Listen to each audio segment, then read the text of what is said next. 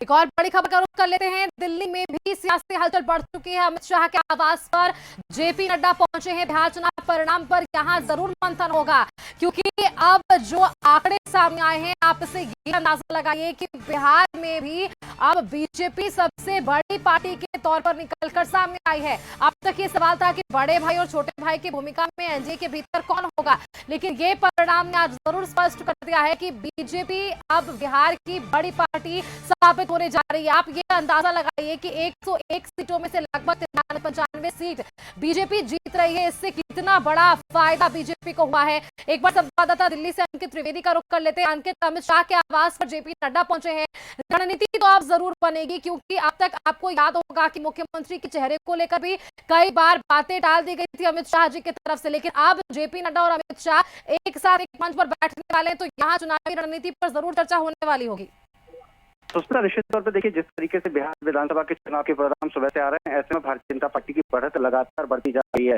देश के गृह मंत्री अमित शाह की इस बार विधानसभा चुनाव में अहम भूमिका रही है। ऐसे में भारतीय जनता पार्टी के राष्ट्रीय अध्यक्ष जगत प्रकाश नड्डा अभी अमित शाह के आवास पर पहुंचे और कहीं ना कहीं जो सूत्रों से जानकारी मिल रही है कि बिहार में जिस तरीके से एनडीए का जो कुनबा बढ़ रहा है और भारतीय जनता पार्टी की बात करें तो इस बार 101 सीटों पर जो चुनाव लड़ा था, ऐसे में भारतीय जनता पार्टी के तकरीबन 93 से 94 सीटें लगातार आगे चल रही है। तो जो भारतीय जनता पार्टी का एक परिवार है बिहार के अंदर, वो भी एक बड़ी भूमिका में नजर आ रहा है। निश्चित तौर पर आज भारतीय जनता पार्टी के मुख्यालय में जश्न का माहौल है। तमाम पार्टी के कार्यकर्ता पहुंचे हुए हैं। ऐसे में देश के प्रधानमंत्री नरेंद्र मोदी तकरीबन 6:30 बजे के करीब भारतीय जनता पार्टी के मुख्यालय पहुंचेंगे और तमाम जो पार्टी के कार्यकर्ता हैं, पदाधिकारी हैं, उनको संबोधित करेंगे, बिहार की जनता को संबोधित करेंगे।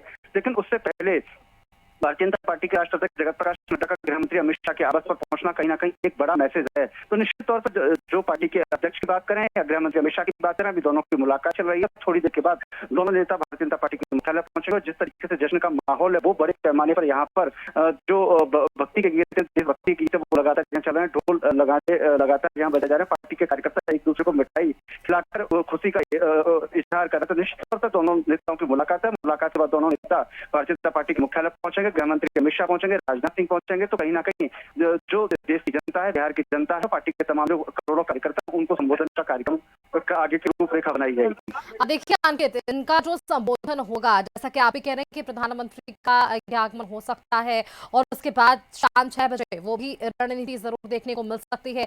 तो सबका इंतजार हो सकता है कि प्रधानमंत्री अब क्या बोलेंगे, क्योंकि अब तक उनके जितने भी भाषण हमने बिहार में देखे, अब हमेशा से उन्होंने गुंडाराज को याद दिलाने की कोशिश की, नाकामियों को बताया, आरजेडी की सरकार को कट्टे की सरकार बताई, कई चीजें प्रधानमंत्री की तरफ से कही गई है।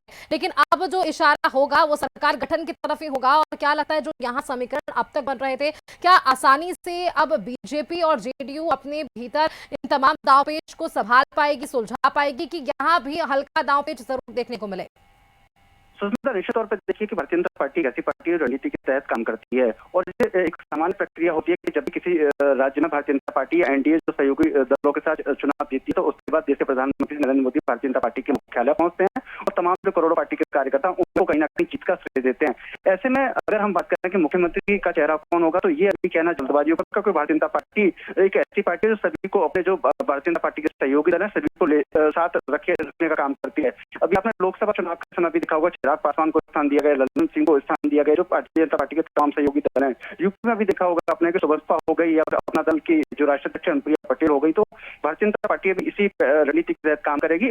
आज के जो जश्न की तैयारी है, उसके बाद प्रधानमंत्री नरेंद्र मोदी के साथ एक बैठक का आयोजन किया जाएगा, जिसमें भारतीय जनता पार्टी के तमाम नेता और भारतीय जनता पार्टी के तमाम सहयोगी दल हैं, उनके साथ चिंतन और मंथन किया जाएगा। फिर स्थिति सुष्मिता बिल्कुल क्लियर हो जाएगी कि बिहार के अंदर सीएम फेस कौन होगा।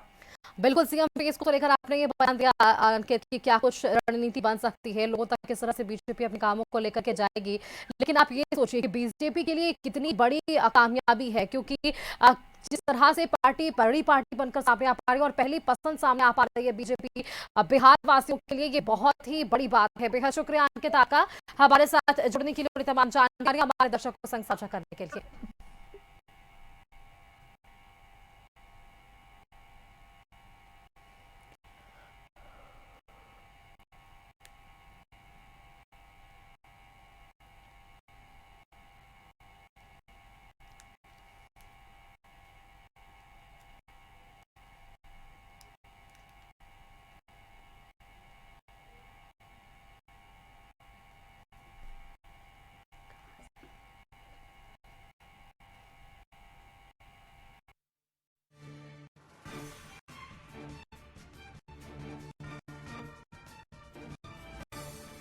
का माहौल है और ऐसे में वापस से आप